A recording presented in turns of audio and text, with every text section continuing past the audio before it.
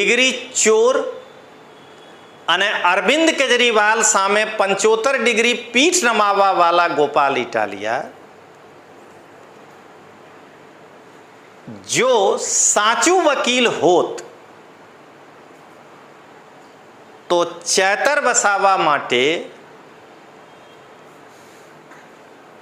તારીખ પર કોર્ટમાં ઊભા થઈને ચેતર વસાવાને જામીન અપાવવામાં મદદ કર્યા હોત.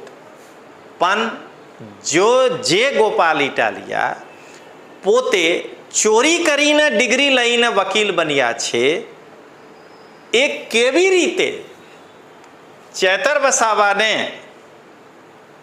જામીન અપાવી શકે?